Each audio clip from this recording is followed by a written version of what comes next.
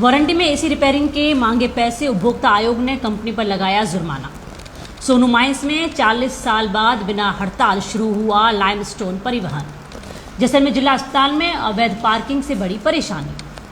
दुलड़ी नाड़ी स्कूल में शिक्षकों की कमी पर छात्रों का प्रदर्शन। किशनघाट स्कूल में डिजिटल साक्षरता और साइबर जागरूकता कार्यक्रम आयोजित। मानसून के बीच डीआरएम ने जैसलमेर और रामदेवरा स्टेशनों का किया निरीक्षण। भारी बारिश के चलते बांद्रा जैसलमेर समेत 3 एक्सप्रेस ट्रेनें रद्द। जैसलमेर में मानसून मेहरबान, किसानों के चेहरे खिले।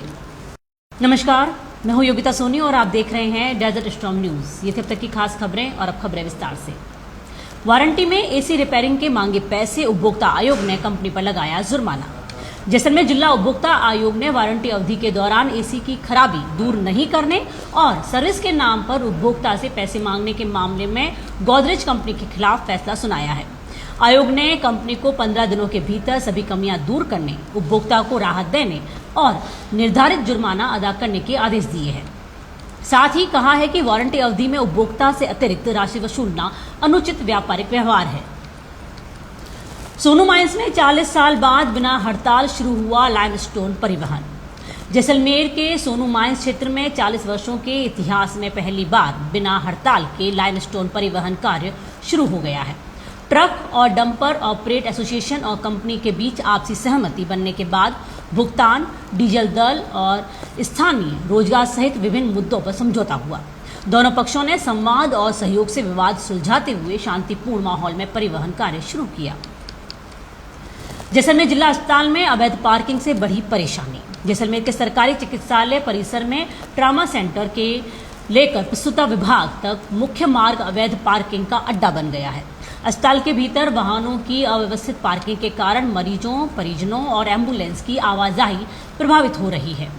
स्थानीय लोगों ने प्रशासन से अवैध पार्किंग हटाकर अस्पताल परिसर में सुचारू यातायात व्यवस्था सुनिश्चित करने की मांग की है, ताकि किसी संभावित हादसे से बचा जा सके।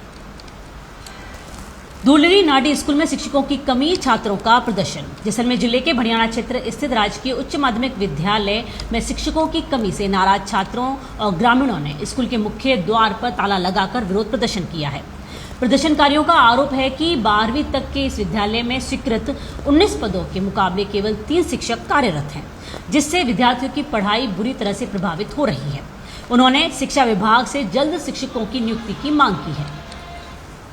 किशनघाट स्कूल में डिजिटल साक्षरता व साइबर जागरूकता कार्यक्रम आयोजित। जैसलमेर के राजकीय उच्च माध्यमिक विद्यालय किशनघाट में महिला अधिकारिता विभाग की बेटी बचाओ बेटी पढ़ाओ योजना के तहत डिजिटल साक्षरता व साइबर जागरूकता कार्यक्रम आयोजित किया गया।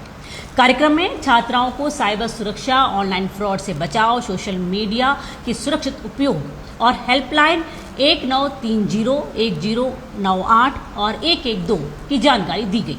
साथ ही बालिकाओं को शिक्षा, सुरक्षा और आत्मनिर्भरता का संदेश देते हुए सुरक्षित डिजिटल व्यवहार अपनाने का संकल्प दिलाया गया।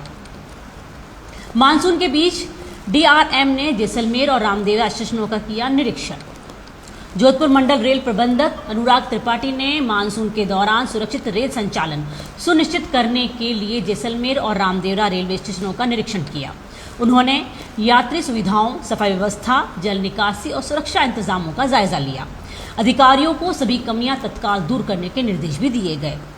डीआरएम ने कहा कि मानसून में किसी भी तरह की लापरवाही बर्दाश्त नहीं की जाएगी और यात्रियों की सुरक्षा और निर्बाध रेल संचालन रेलवे की सर्वोच्च प्राथमिकता है।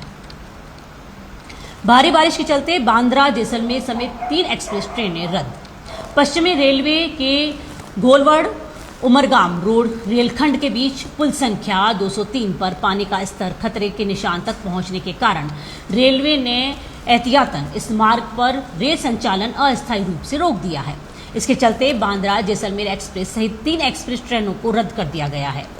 रेलवे ने यात्रियों से यात्रा से पहले अपनी ट्रेन की स्थिति जांचने और नवीनतम जानकारी प्राप्त करने की अपील की है। जैसलमेर में मानसून मेहरबान, किसानों के चेहरे खिले। जैसलमेर जिले में मानसून ने रफ्तार पकड़ ली है। भड़ियाना क्षेत्र में 46 मिलीमीटर बारिश दर्ज होने से खेतों में नमी बढ़ी है और किसानों की खरीफ की फसल को नई उम्मीद मिली है। लगातार दूसरे दिन हुई बारिश में गर्मी से भी राहत मिली है। मौसम विभाग ने अगले 2 दिनों तक जिले में कई इलाकों में भारी बारिश की संभावना जताई है। आज के बुलेटिन में फिलहाल इतना ही। नमस्कार।